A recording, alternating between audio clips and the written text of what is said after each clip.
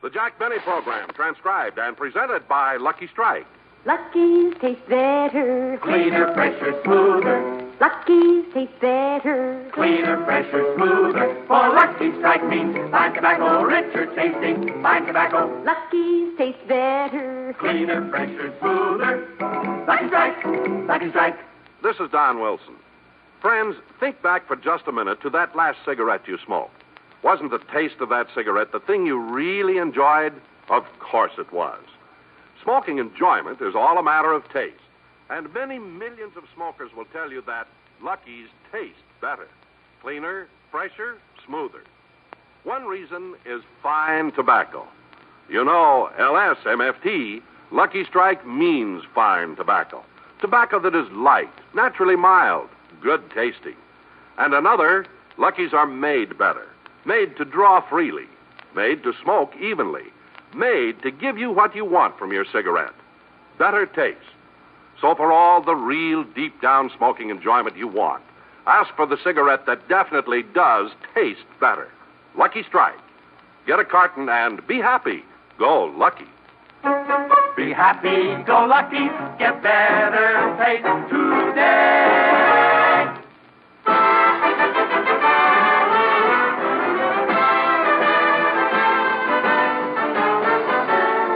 The Lucky Strike program starring Jack Benny with Mary Livingston, Rochester, Dennis A., Bob Crosby, and yours truly, Don Wilson.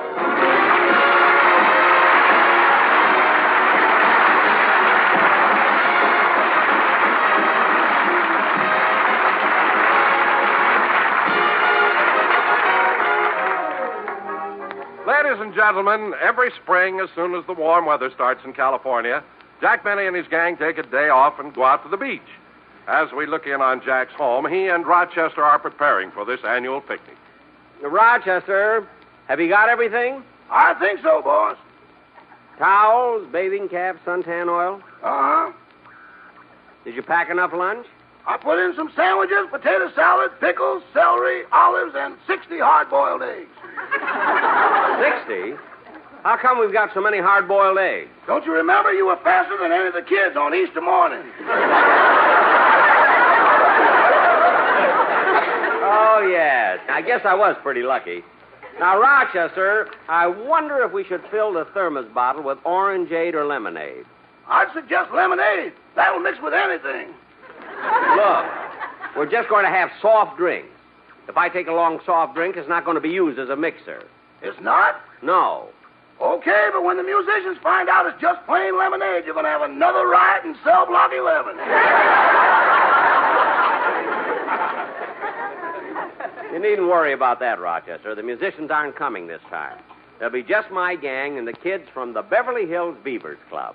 Boss, you've been running that Beavers Club a long time, haven't you? Yes, sir. The club remains the same, but the kids come and go. Mr. Banks, do you ever hear from any of the original members? Yep. One of them's Vice President Nixon now.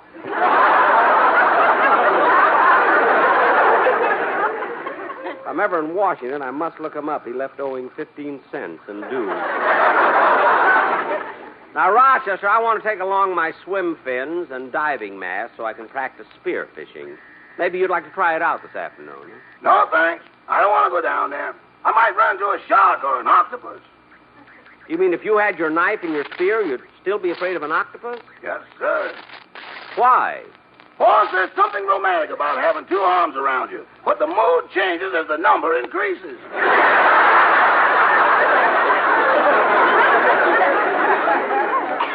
Look, Rochester, there's nothing to be afraid of. An octopus always gives warning by putting out an ink-like fluid. Yeah, but it would just be my luck to run into one of those papermate kind that's leak-proof. Now, that's silly. Silly or not, I don't want anything to do with any octopuses. All right, Rochester, but for your information, the plural of octopus is not octopuses. It's octopi. Uh-huh. You shouldn't be afraid of them. They're completely dumb, unintelligent creatures. Uh-huh. They have no reasoning powers at all. They operate completely on instinct. Uh-huh.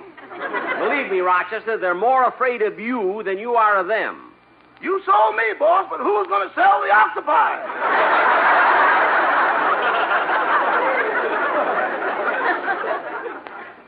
You ever have octopi a la mode?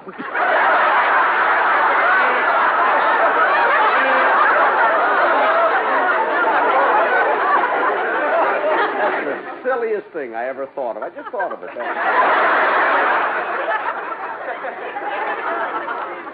Look, Rochester, forget it. You finish the packing. I'm going to call Bob Crosby and see if he's ready to go to the picnic. I don't know why I bothered to tell Rochester that the plural of octopus is octopi. He isn't going to hang around for more than one anyway. I don't know why he's so... Hello. Hello, Bob? Oh, Bob, this is Jack. What time do you want to leave? Well, it's 11 now. I'd like to get going before noon. Okay, then you pick me up. So long. Bye. Who was it, Bob? Oh, that was Jack. He wanted to know if we were ready. Well, I've got everything packed. Good. And, June, I think I'll take along an extra pair of swimming trunks for Jack. You know, I don't want him to embarrass everybody like he did in Palm Springs. Oh, well, Bob, that wasn't altogether Jack's fault. Don't you remember? He forgot his and had to borrow one. Well, all right, so he borrowed a suit from Mary, but did he have to wear the top?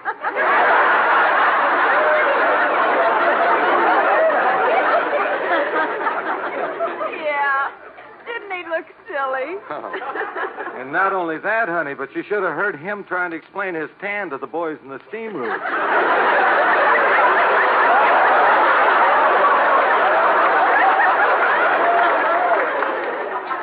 By the way, Bob, who's going to the beach? Oh, Jack's taking the Beavers and the whole gang. Oh, is Dennis Day coming again? Yeah.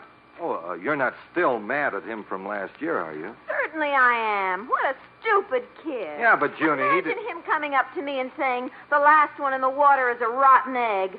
I was in over my head before I realized I still had my clothes on.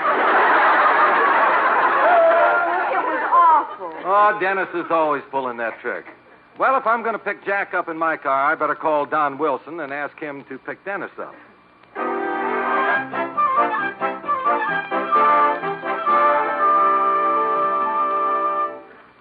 Oh, Donald, Bob Crosby just called. You're supposed to pick up Dennis. Okay, I'll be out in a second, Lois. I'm trying on my new bathing suit. Well, hurry, dear. I've got the lunch pack, the towels, and everything else. Well, here I am. How do I look? Oh, they look fine. Turn around. Okay. These are Catalina's swim trunks. I know. From the back, you look like Avalon.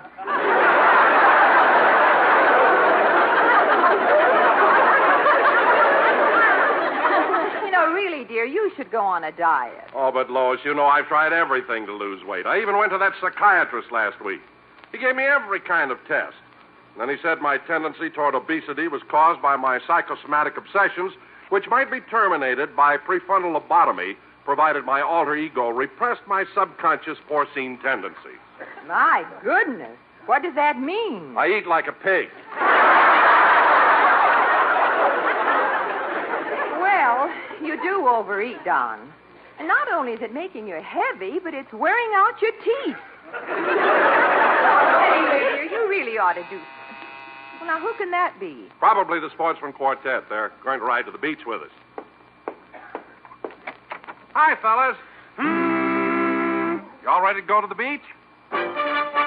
By the sea, by the sea, by the beautiful sea, you and I, oh, how happy we'll be. When each wave comes a-rolling in, we will duck or swim, and we'll float and fool around the water, over and under and then up for air. With a small dab of glue, Benny won't lose his hair. We love to be beside your side, beside the sea, beside the seaside, by the beautiful sea. Pismo Beach, that's where we want to be, with the Nell and the Ness, LSMFFT. Round and firm and so fully packed, yes, sir, it's a fact that a Lucky Strike is better tasting. Light up a Lucky, then pop and compare. See how well it is made, and we know you'll declare. I have the smoke, I like a better tasting Lucky Strike. Beside me, by the beautiful sea, beside the seaside, by the beautiful sea.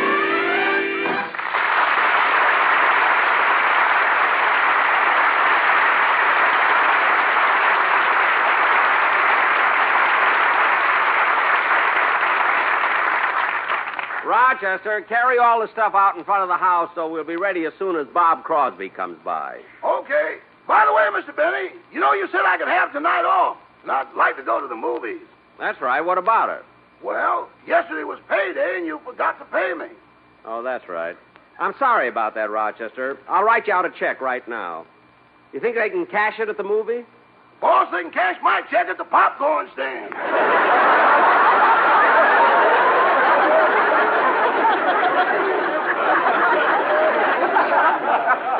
Never mind. Now, let's get this stuff out in front of the house, and I'll help you. All of it. That's it. Now, let's pile it all up here by the curb. Do we have everything, Rochester? Let's see what's here. The thermos jug, lunch basket, plates, towels, extra bathing suits. Then we got the bathing caps, the swim fins, surfboard, beach umbrella. Portable stove, coffee pot, and beach chairs. Yeah. Gee, it makes quite a pile here on the sidewalk. Mr. Benny, they're evicting you. Why, Mr. Kitzel!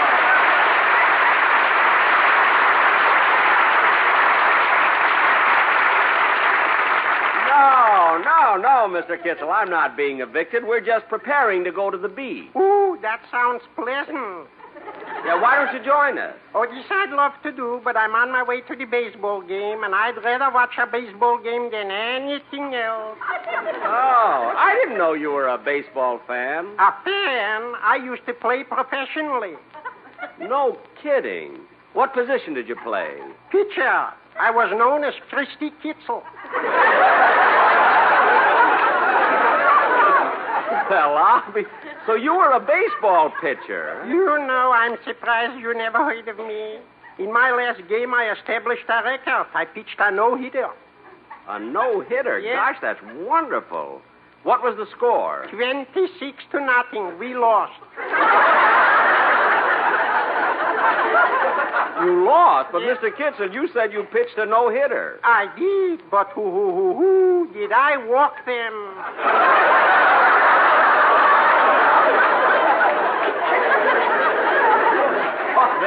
Then I suppose you gave up the idea of being a pitcher. Definitely did. I became an outfielder. A good one, I hope. Huh? Pretty good. As a matter of fact, Mr. Benny, many years ago, Joe DiMaggio and I tried out for the same position with the Yankees. Oh, it's a shame Joe DiMaggio beat you out. Yes, you should see what I married.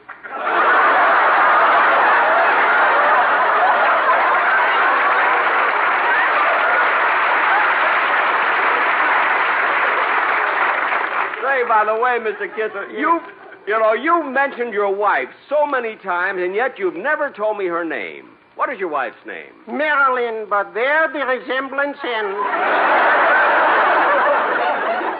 You know, Mr. Kitzel, you're always talking about your wife being homely. Yeah. If your wife is so homely, why did you marry her? Who am I, Robert Taylor? Oh, I see what you mean. Yeah. Well, I got to dash along to the baseball game. I don't want to be late. Goodbye, Mr. Benny. Goodbye, Mr. Kitzel. Goodbye. Gee, I'm sorry he couldn't come to the beach with us. Yeah, he's always a lot of fun. Say, Mr. Benny, who are the kids from the Beavers going to the beach with? Well, they're going to meet over at Dennis's house, and Don Wilson is picking them all up. Gee, I hope the kids won't be late.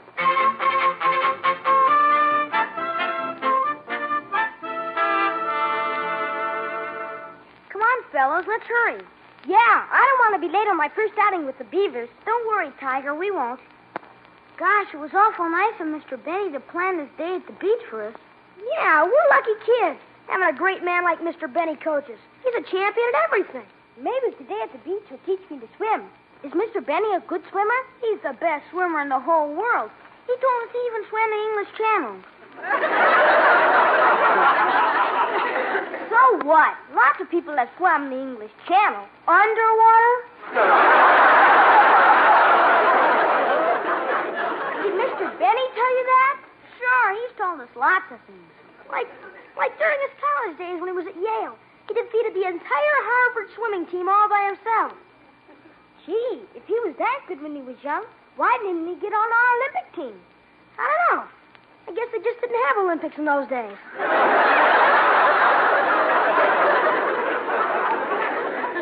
I can't believe that Mr. Benny is such a fast swimmer. Remember, we saw him swimming in his pool the other day, and he looked awful slow. Well, it's hard to swim with all your clothes on.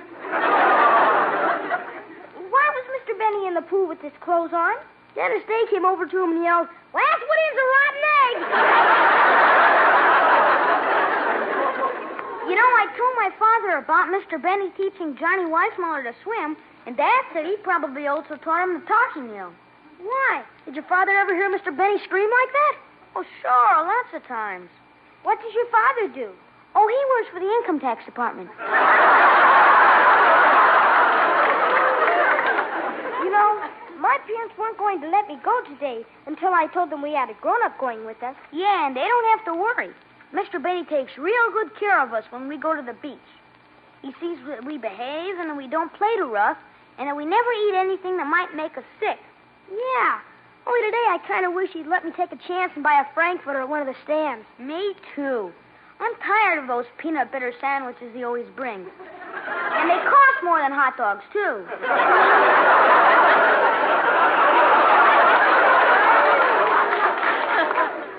Yeah. Said we better walk a little faster. We don't want to be late getting to Dennis Day's house.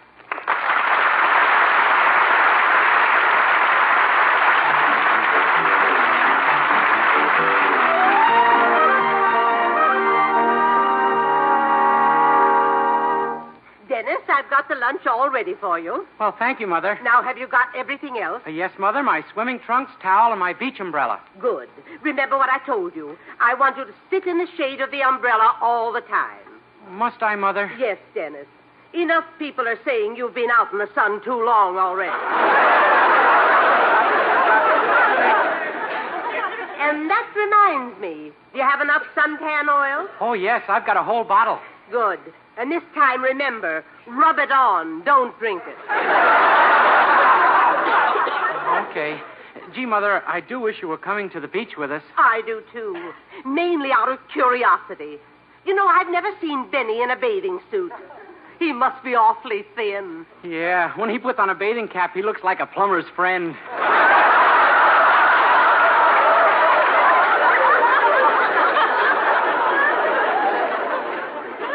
Well, I'm ready to go now.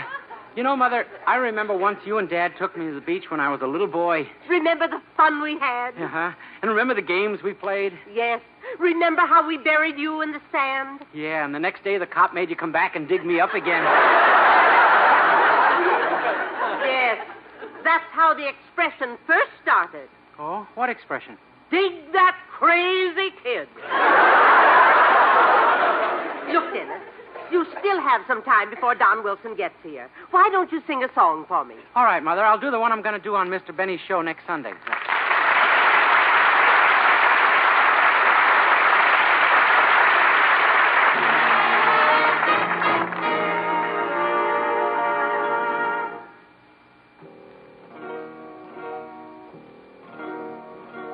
Vito mare quanto è bello, spira quanto sentimento, come il tuo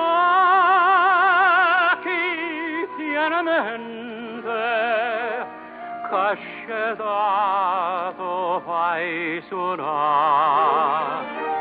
Guarda qua chi stu giardino, siente si ste sciure arance, nu profuma così fino, tinto cuore se ne va. E tu dici parta Dio, allontana da stu cuore, della terra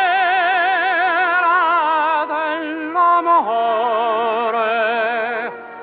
Viene cuore non torna, ma non me la fa, non darmi più tormento, ora nascerà.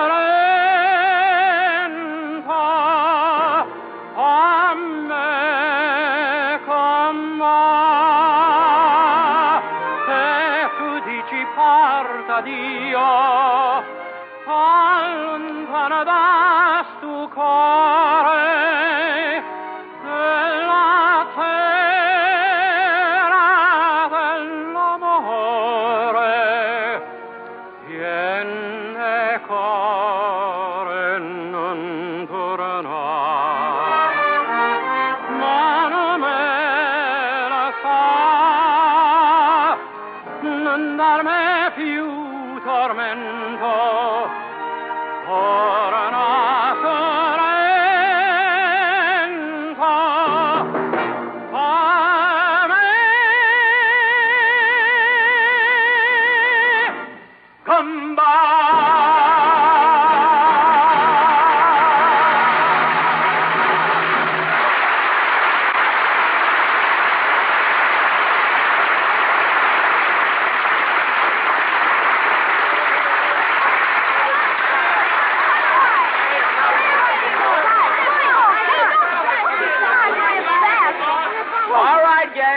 Kids, all right, everybody. Another 5 minutes in the water, and then we'll all have to come out. Yeah, we ought to build a fire before it gets too dark. Hey, what a clear day.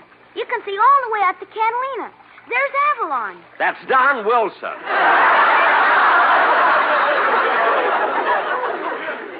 Don, don't float out too far. I won't. Gee, Mr. Benny, this picnic is real fun. Only you should have invited more girls. Well, who, for instance? Well, the 2 CBS telephone operators. Gee, I didn't think of them. No, they came along last year. They're real fun, too. Especially that Mabel Flapsaddle. Yeah. Yeah, every time you threw that stick in the water, she'd bring it back in her teeth. Yeah, and the money she'd save on towels. She'd always shake herself dry. All right, now. Come on, everybody. Out of the water. Out of the water, everybody. Oh, boy, let's start a fire. Let's start a fire. I'm hungry. I brought a ball and bat. Why don't we play some baseball first to dry off? Hey, that's a good idea. Now, the Beavers and I will play baseball. I'll play against the rest of you guys. Okay, we'll be up first. Junie, you be the umpire. Okay, Bob. All right, Beavers. Get out in the field. I'll pitch. I'll bat first. I'm ready, Jack. Come on, Mr. Benny. Put it right over the plate. Okay, here goes. Ball one. Come on, Mr. Benny. Put it right over the plate. Ball two. Mr. Benny, put it right over the plate. Okay. Ball three. Mr. Benny, this time see if you can reach the plate.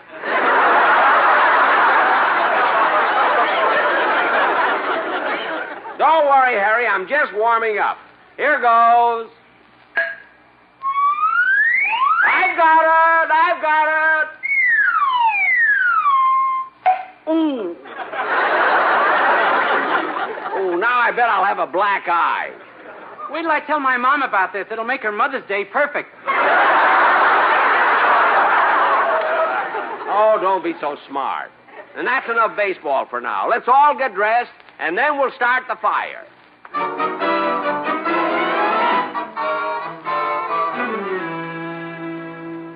Okay, everybody bring all that driftwood here and pile it in the center. Now, I'll start the fire. I got the matches. Hey, but Jack, we just got wood, no paper to start it with. That's right. Look around for some paper, kids. Hey, we can start it with this. I just found some dry seaweed. Dennis, give me that. It slipped off my head.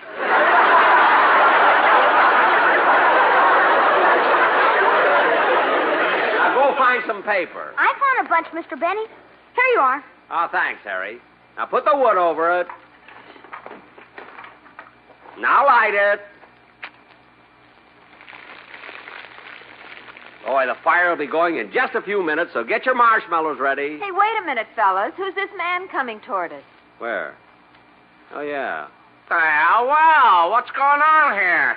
Are you fellas having a picnic? Yes. That ain't much of a fire you got there. You'll never cook anything on that. Look, mister. You're supposed to cross the sticks when you build a fire and leave room for the air under there. Look, don't tell me how to build a fire. I used to be a Boy Scout. With that seaweed on your head, you look like Father Neptune.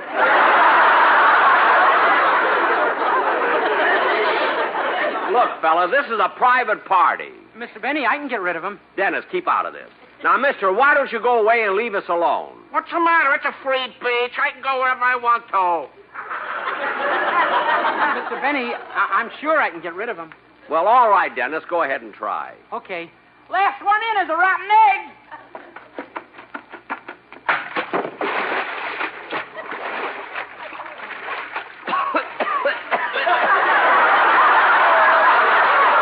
Doggone, I fell for it again.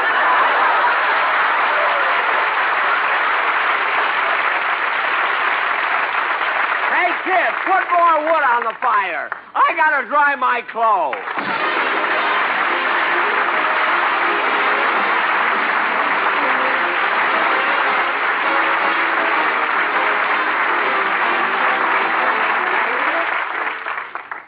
Ladies and gentlemen, 90% of all forest fires each year are man-caused. A campfire that is almost out, a lighted match or cigarette that is tossed away, could burst into hungry flames and destroy millions of acres of vitally needed timberland. So when you're in the country, be absolutely sure you put out every fire, every match, every cigarette completely out. Remember, only you can prevent forest fires. Thank you.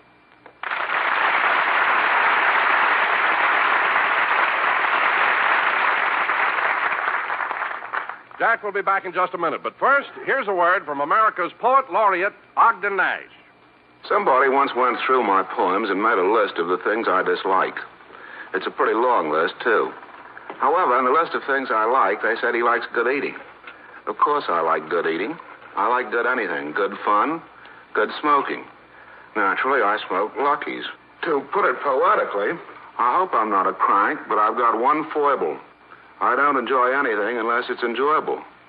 I'm pernickety about what I like, and for 30 years, I've smoked Lucky Strike. Thanks, Ogden Nash. There's more truth to that than poetry. Smoking enjoyment is all a matter of taste. And the fact of the matter is, Lucky's taste better. Cleaner, fresher, smoother. For two good reasons. First, LSMFT, Lucky Strike means fine tobacco. And fine tobacco means better taste.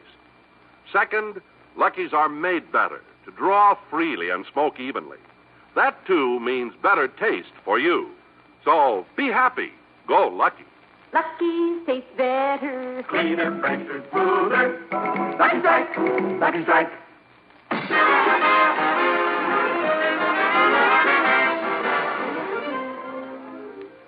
Well, ladies and gentlemen, that concludes another program.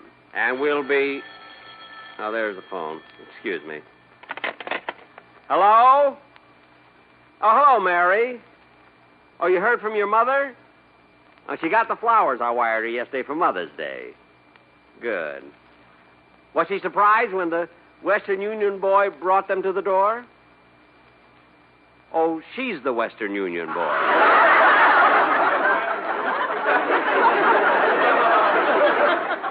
Well, I'm glad she got them. Goodbye, Mary. A happy Mother's Day, everybody. The